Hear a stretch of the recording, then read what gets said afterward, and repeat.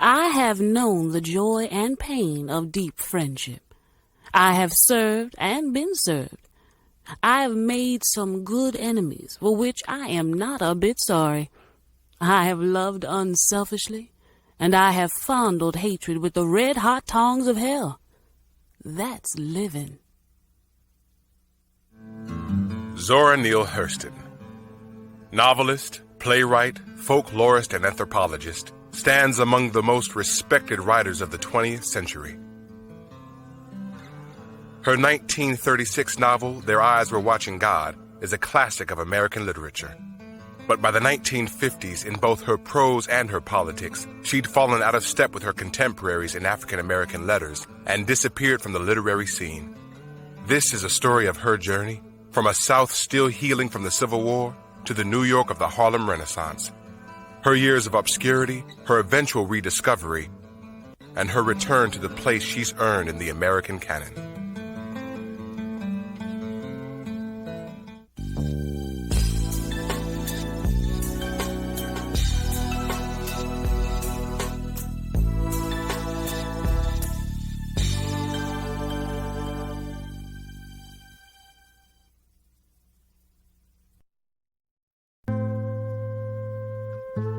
Zora Neale Hurston was born January 7, 1891, the fifth of 8 children.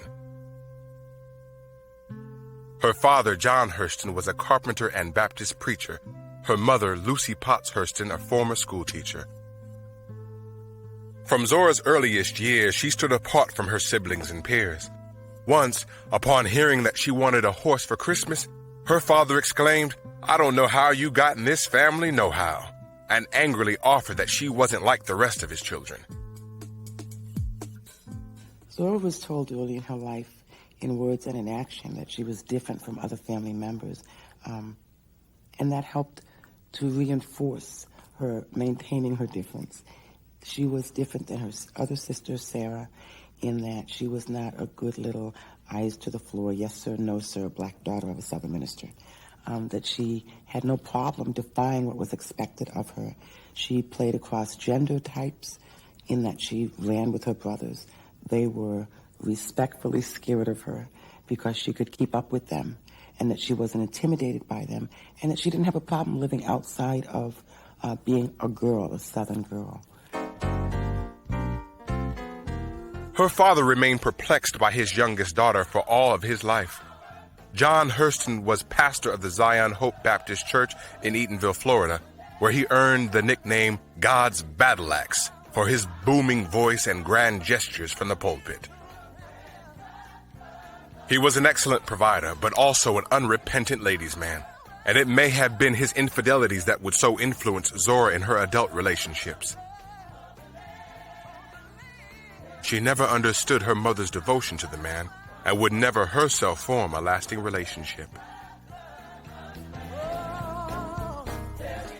Zora's father was considered quite the womanizer, and I think that the model that this set up for Zora was that she was not going to position herself to be hurt, that she was not going to be pegged into limitations on relationships, and that she could flow with, move with whatever made her happy.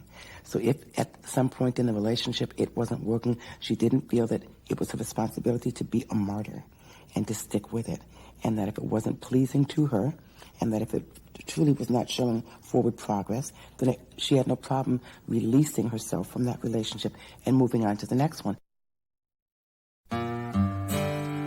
Eatonville was an idyllic town for its day. Thick groves of orange and grapefruit trees hung heavy with fruit. Not an unusual sight in Florida, but the town was unique in one important way. It was the first chartered all-Negro town in America, founded by blacks, settled by blacks, and governed by blacks. Zora's father served 3 terms as its mayor. And so, surrounded by people who looked like her and talked like her, in a town free of racial discrimination, Zora grew up with a sense of security unknown to most African Americans in that age of Jim Crow and lynchings. It became a template on her about how normal she was, and how all of those things that were culturally black were just routine. They weren't juxtaposed against and compared to or ranked against those things that were white. So living in that environment, she saw everything around her that represented normal life and just happened to be all black. The good thing about that is that you don't have a dented or damaged psyche by comparing it to or being less than or being a subordinate of the black backside of a white town. And then everything you do winds up being a separate but equal, separate but different, separate and really not equal relationship to those things that are white. The nurturing environment of Eatonville provided her with a sense of self that served her well in later years.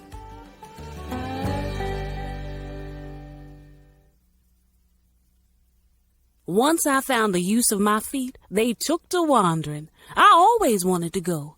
I would wander off in the woods all alone, following some inside urge to go places. This alarmed my mother a great deal. She used to say that she believed a woman who was an enemy of hers had sprinkled travel dust around the doorstep the day I was born. That was the only explanation she could find. Zora was accepted to Howard University in 1919, and it was there that her talents as a writer were first recognized. Her short story, John Redding Goes to Sea, was published in 1921 in The Stylist, the campus literary society's magazine. But recognition came not just from the Howard University literati. Elaine Locke was a Harvard PhD and the first black ever to attend Oxford University on a Rhodes Scholarship. In the 1920s, he divided his time between teaching duties at Howard and a busy life in Harlem, where he served as a sort of unofficial press agent for the emerging literary scene. He counted Langston Hughes and poet County Cullen among his friends, and when he read John Redding Goes to Sea in 1924, Locke became a fan of Hurston as well. He recommended Zora's work to publisher Charles S. Johnson. The previous year, Johnson had launched the periodical Opportunity, a journal of Negro life. And in its December 1924 issue, readers found drenched in light the work that placed Zora Neale Hurston's name and her talent firmly in the national spotlight. More importantly, in Zora's mind, she was now a writer.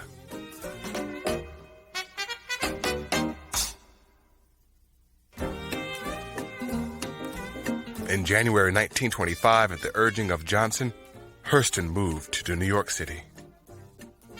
Harlem soon felt like home. Much like the Eatonville of her youth, the Harlem of the 1920s was a place where African Americans could celebrate and revel in their own culture. The next year, she entered 4 works in a literary contest sponsored by Opportunity. There were more than 700 submissions. Hughes was represented, so was Cullen. But when the awards were given out at a gala event on May 1st, 1926, Zora Hurston took home more prizes than anyone else. Second place in the fiction category for her short story Spunk. Second among the drama entries for Color Struck, and honorable mentions for her play Spears and her short story Black Death. Hers was a fresh, new voice addressing timeless topics.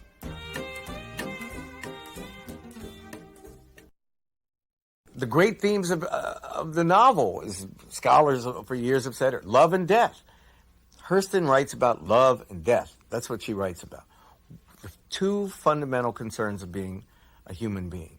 Not death from the lynch mob, but death. Just facing the abyss. How do you know who you love? People falling in and out of love.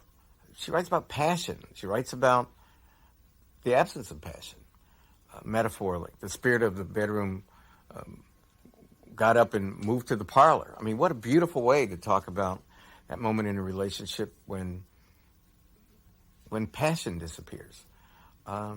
We hadn't seen that in African American literature before. So impressive was her work that Barnard College founder and benefactor Annie Nathan Meyer, attending the awards banquet, offered her a chance to enroll at the college. Zora could not have chosen a better home than Harlem, nor a better time to be there. The new Negro movement had begun, fueled by a massive migration of Southern blacks to the North. Black literature, art, and music flourished. This magical period soon came to be known as the Harlem Renaissance, and it ushered in one of the most exciting times in the history of American culture. Hurston soon found herself working and playing among some of the brightest lights in black literature.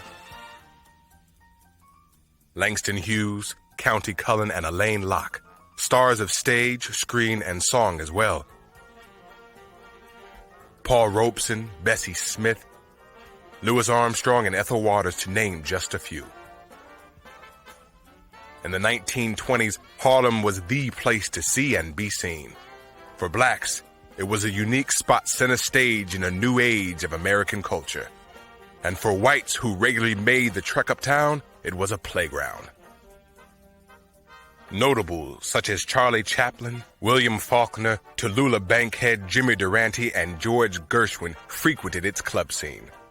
All were drawn by Harlem's growing reputation as a place where the jazz was hot, a reefer was cool, and the behavior was uninhibited.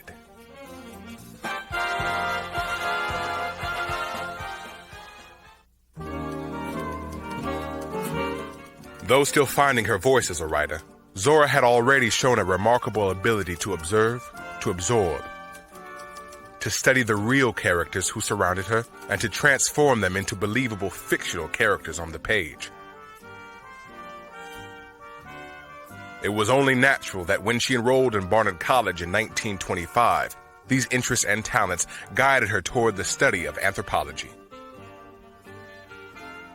Barnard was the sister college of New York's prestigious Columbia University, and it was at Columbia that the German émigré Franz Boas had established the very first department of anthropology in the U.S.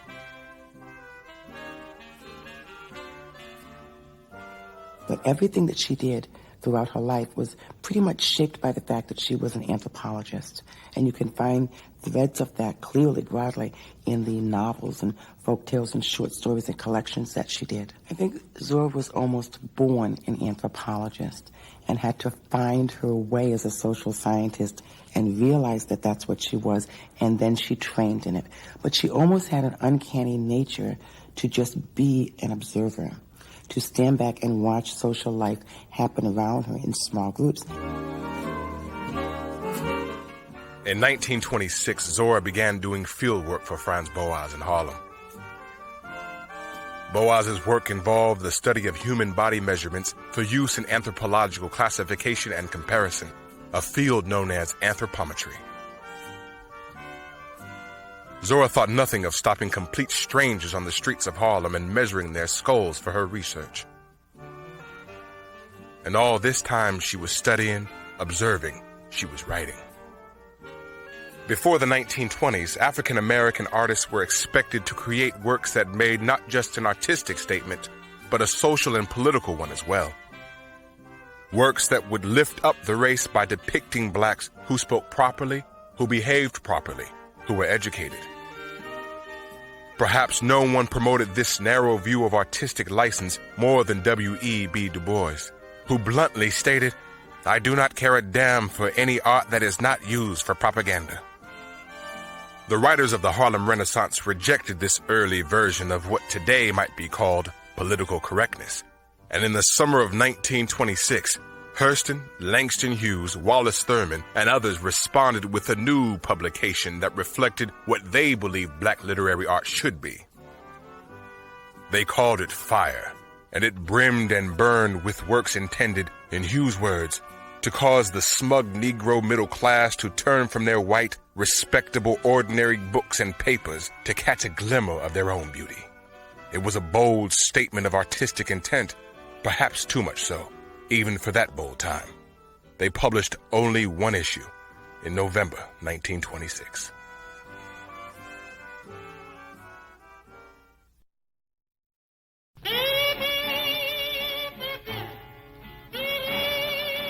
The following February, through the efforts of Franz Boas, Hurston received a fellowship grant to collect Negro folklore in the South. Her journeys through a land where lynching was common and racism rampant served to show just how uncommon her upbringing had been in the idyllic all-black Eatonville. For a time, she traveled with Langston Hughes, whom she had run into by chance in Mobile, Alabama. Along the way, she collected a treasure trove of stories, folk tales, and songs sung by slaves and their descendants in the American South. Mama don't want no peas, no rice, no coconut oil, no coconut oil. Mama don't want no peas, no rice, no coconut oil, no coconut oil. Mama don't want no peas, no rice, no coconut oil. All she wants is whiskey brandy all the time. She spent 6 months on the expedition with one major diversion, to St. Augustine, Florida in May of that year to marry Herbert Sheen, an old boyfriend from her Howard University days. Sheen returned to Rush Medical College in Chicago, while Hurston pursued her own interests in both New York and in the field. And so perhaps the marriage was doomed from the start. They broke off relations the following January, though the couple remained married for 3 more years. Subsequent trips south to collect folklore was subsidized by a wealthy white patron, Mrs. Rufus Osgood Mason. Langston Hughes had introduced them to one another. In 1930, Hurston began organizing the field notes that would eventually become her highly praised Mules and Men.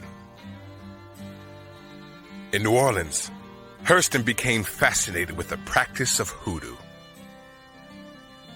Known variously as voodoo, conjure, and obeah, hoodoo has its roots in Africa, but it flowered in the New World. A melding of age-old spirit worship and Catholicism's pantheon of saints. She immersed herself in its study, apprenticing with some of New Orleans' most revered and feared hoodoo doctors, and even enduring sometimes frightening initiation rites.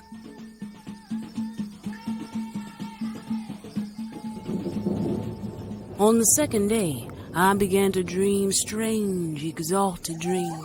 On the third night, I had dreams that seemed real for weeks. In one, I strode across the heavens with lightning flashing under my feet and grumbling thunder following in my wake. She published much of her research in the Journal of American Folklore as Hoodoo in America in 1931. Her interest and involvement in hoodoo went beyond the merely academic. She fully believed in its power and was absorbed in its mystery. Hoodoo would remain a lifelong fascination, and in the years to come, her studies of its practice would take her across the American South and to the Caribbean.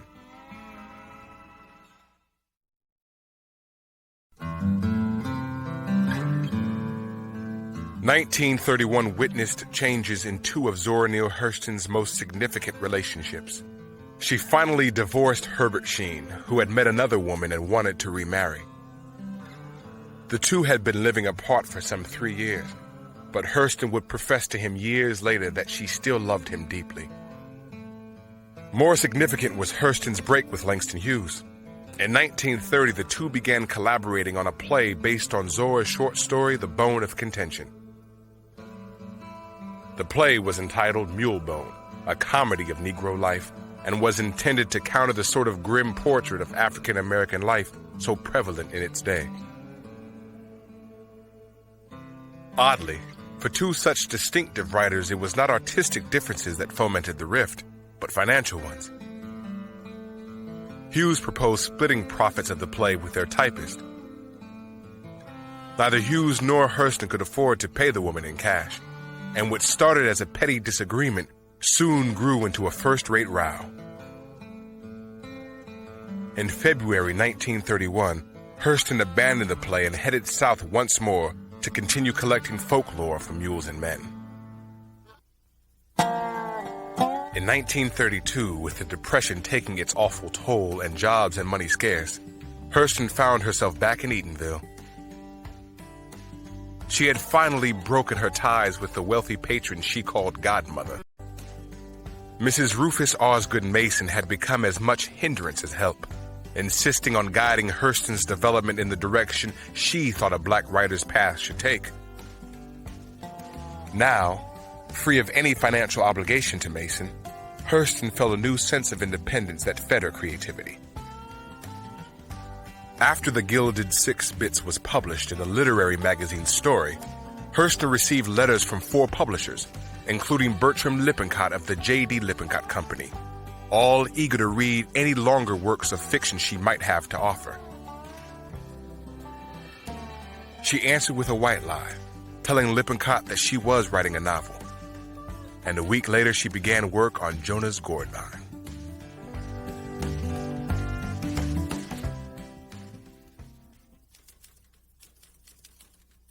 What I wanted to tell was a story about a man, and from what I had read and heard, Negroes were supposed to write about the race problem.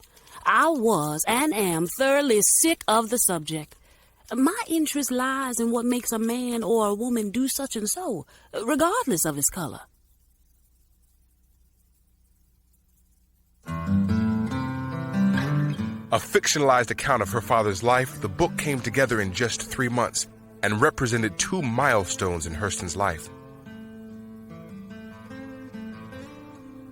It allowed her to finally work through the tangle of feelings that she had for her powerful, philandering father. And with its acceptance for publication by the Lippincott Company, it made Hurston a rare entity in Depression-era America, a black female published novelist. In March 1936, Hurston was awarded a prestigious Guggenheim Fellowship to study West Indian obeah practices. That year, her studies took her to Jamaica, then to Haiti the following year. It was while engaged in her fieldwork in Haiti that Hurston wrote what would be her most loved work, Their Eyes Were Watching God. It came together at a fever pitch, taking just 7 weeks to complete, her writing sharing time with her anthropological studies.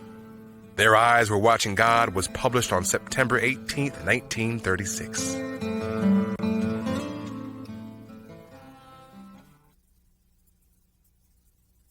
Ships at a distance have every man's wish on board. For some they come in with the tide, for others they sail forever on the horizon, never out of sight, never landing until the watcher turns his eyes away in resignation, his dreams mocked to death by time. That is the life of men. Today, its publication is seen as a watershed moment in African American letters. Its lead character, Janie, of a type unseen, perhaps even unimagined in anything that had come before.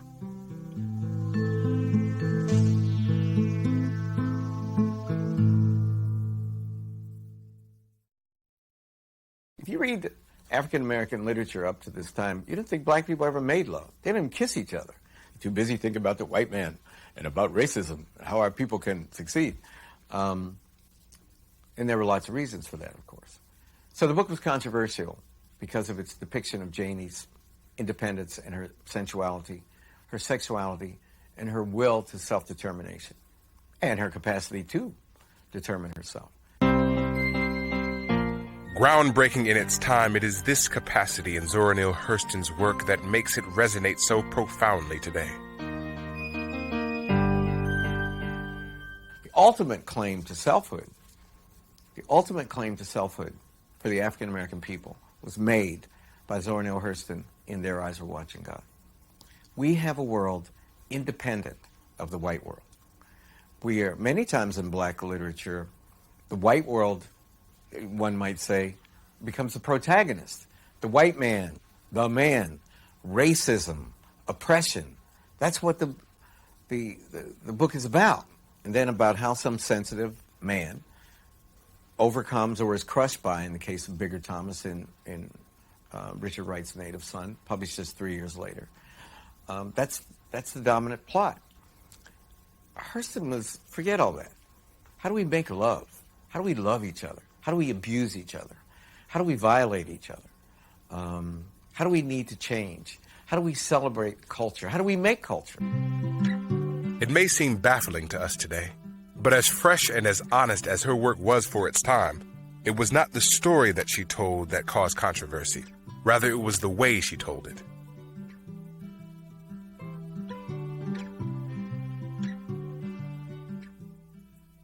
It was an attempt to incorporate the black vernacular into standard literary idiom. It was an attempt to incorporate the African American vernacular into the language that it's appropriate to use to tell the tale of a novel. In other words, she wanted to prove that black dialect had the stuff, had the energy, had the resilience, had the resonance, the capacity to carry a tale over a couple hundred pages. But it was also controversial because of its use of dialect, its recuperation of dialect.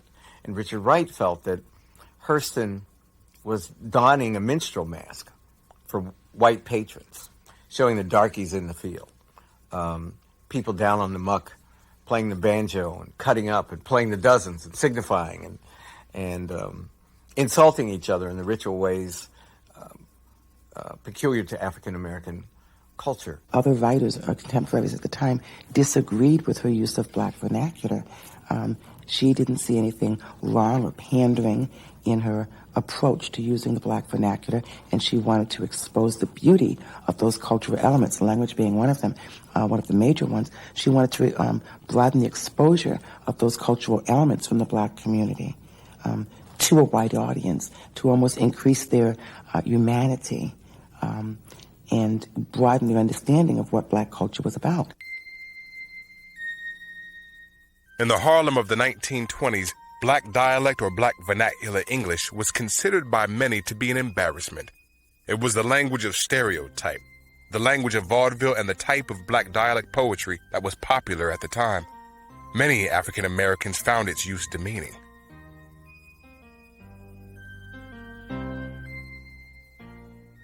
What was the effect of her use of the black vernacular? It was this. The novel starts off in standard English. Ships at a distance have every man's wish on board. Anyone could have written that sentence in the 1930s. Within a few paragraphs, there's the unmediated voice of the African American community. Black dialect. What's she doing coming back here wearing them overalls? She ain't no young gal no more. Where's that young man she ran off with? Where he left her? What he done with all her money? Betcha he be off with some gal so young she ain't even got no hairs. Why she don't stay in her class? When she got to where they were, she turned her face on the bandalog and spoke. They scrambled a noisy good evening and left their mouths sitting open and their ears full of hope. You know, it's the Greek chorus equivalent. It's the voice of the African American community, anonymous and collective, undifferentiated in the text, just a bunch of sentences and questions running together. Those are the linguistic extremes of the novel, established in the first chapter, in the first 4 or 5 paragraphs. Standard English at one extreme, black vernacular English at the other extreme. A curious thing happens. Those two voices merge in a combined standard English, black vernacular discursive voice through the voice of the narrator as the text goes along. The achievement of producing a third term, one halfway between standard English and the black vernacular. Zora Neale Hurston was a genius to be able to achieve that effect. Many of Hurston's contemporaries, Richard Wright in particular, were greatly displeased with her work. But Hurston had come from a place where all facets of black culture were celebrated. She was comfortable in her skin.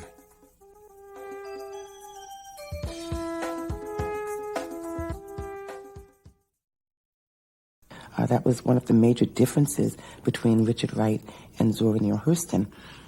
Zora, growing up feeling very comfortable in her blackness, had no shame in sharing that and shouting that from the mountaintop, so to speak, and didn't see it as something that was a disadvantage to her by not embracing those things that represented white and privilege and power around her. And I think that that speaks to the difference in socialization between being raised in an all-black town and wallowing in that blackness and feeling very comfortable and appreciative almost of it, versus being raised in the black backside of a town where you get beat up by the fact that you are not white.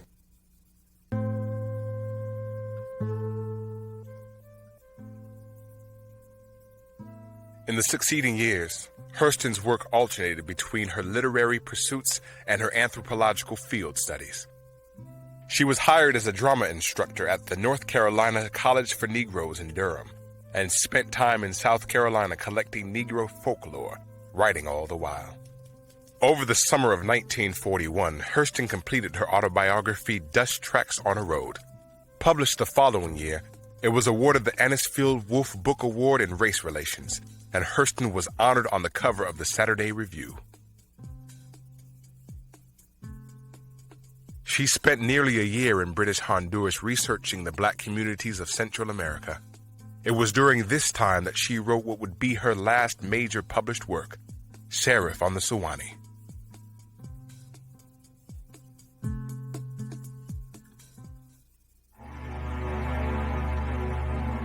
In March of 1948, Zora returned to the United States, and in September of that year began one of the most bizarre and unfortunate events in Zora's life.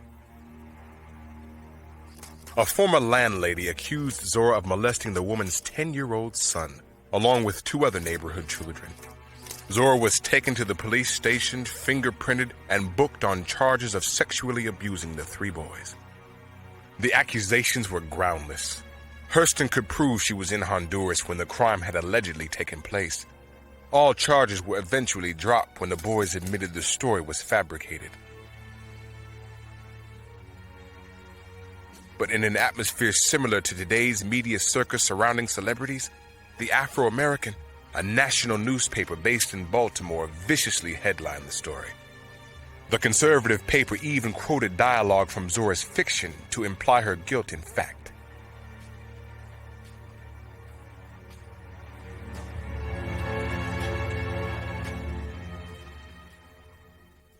The false accusations leveled against Zora were quite devastating to her. She was crushed by the fact that it was the black press that grabbed this story, really wanted to have something on her, ran with it big time, and even after the grand jury dropped the case because there just was it wasn't warranted at all, the black press really wasn't there then to eat their words and take this back. And I think that she felt sold out by her own, and that started shaking the foundation of her understanding around this community of blacks. Or it could have also showed her how distorted her view of herself was through them. And it started her downfall in her ability to concentrate and work. Her spirit was shaken at that point, and she found it difficult, although she did continue to work. She found it difficult, and then her health started failing, I think, right around that, and it may have been the confluence of those 2 things that really brought her down to the end.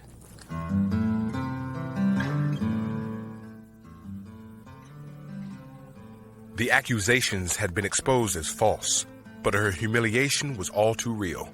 Her own community had persecuted her. She left New York City in 1949 and headed for the emotional and physical warmth of her remembered South. Living on a friend's boat in Miami for a time, she earned a few dollars here and there from her writing. But by 1950, all but the most recent of her books, Sheriff on the Sewanee, were out of print. Money was running short. Zora continued writing while accepting employment as a domestic in the home of a wealthy white couple. In March 1950, the Saturday Evening Post published her story, Conscience of the Court. It was only then that her rich Revo Island employers, reading the magazine, recognized her name and realized who was washing their windows. When the Miami Herald ran a story titled in part, Famous Negro Author Working as a Maid, offers of freelance writing assignments began coming in, and Zora Hurston made a living from writing once more.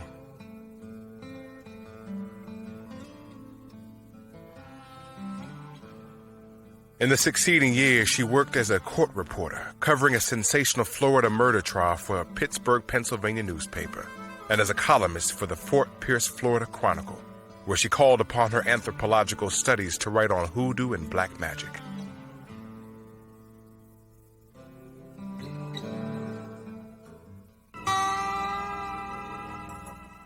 In 1959, Zora suffered a stroke, and in October of that year entered a welfare home in St. Lucie County, Florida. The Harlem Renaissance had long since ended. A new age of black pride was on the horizon, and Zora Neale Hurston was all but forgotten. Even her best-known work, Their Eyes Were Watching God, was out of print. Not because its literary value had lessened, but because its literary venue had changed.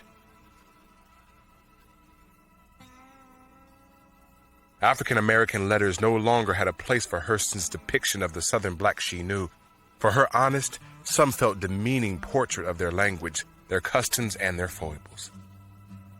In fact, much of what Hurston wrote, both fiction and essay, stood in stark philosophical contrast to her contemporaries. She regularly contributed to American Legion magazine, articles with such titles as Why the Negro Won't Buy Communism and I Saw Negro Votes Peddled.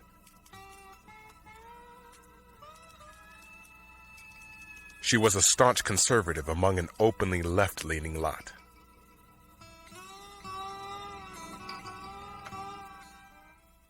Zora's views on race relations differed from most blacks in general, and Southern blacks in particular of that day, in that she was against integration. She did not feel it would improve the condition of blacks by just mixing them in with whites. She thought that the cultural uniqueness and heritage of African-descended people would be lost in that. So the idea of stripping all of that off and assimilating to elevate your status was not an option as far as she was concerned. She wanted a more pluralist approach, that there didn't need to be just one culture that was elevated and respected and assimilated to. She thought that they could go shoulder to shoulder, that they could share the American palate. Some people say that Hurston disappeared because she became a conservative Republican. Some people say she disappeared because she effectively opposed Brown v. Board, the famous Supreme Court decision in 1954, which ostensibly led to the desegregation of schools, which of course it didn't, but it did in some places like my hometown in West Virginia. I think that Hurston was awaiting a readership to sustain her, like any writer. She was widely celebrated, widely reviewed. But Richard Wright, by publishing Native Son in 1940, just changed the literary landscape. Zora Neale Hurston died of hypertensive heart disease on January 28, 1960, and was buried in Fort Pierce, Florida. It would be nearly a generation before another noted writer of color, Alice Walker, would discover Hurston's work and help return her to the spot in the American canon that she had so rightly earned.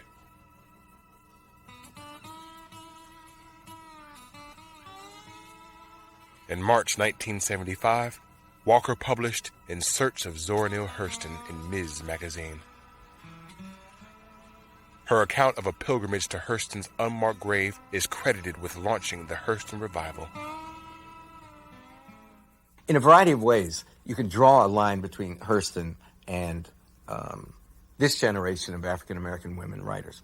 Many of them, such as Alice Walker and The Color Purple, are obviously rewriting Their Eyes Were Watching God. They're echoing, they're borrowing from it, they're riffing on it, they're standing on Hurston's shoulders. That's how any literary tradition unfolds. It's about reading and revising the antecedent text of the tradition. It like links in a chain. It's signifying. It's riffing in jazz. She was defying all sorts of convention, and I think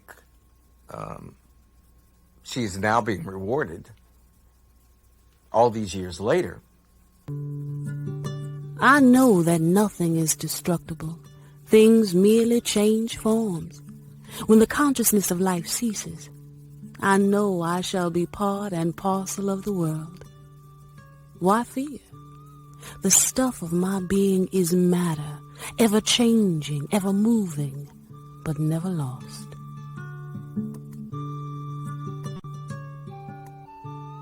For a time, American letters had lost Zora Neale Hurston, but now we have found her again.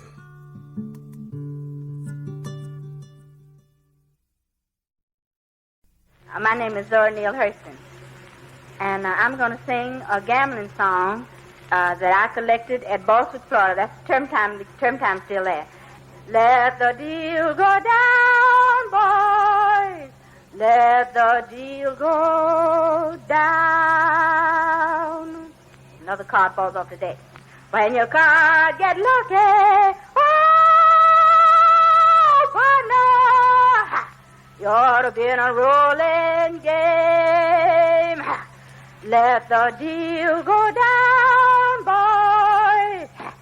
Let the deal go down. Let the deal go down, boys. Let the deal go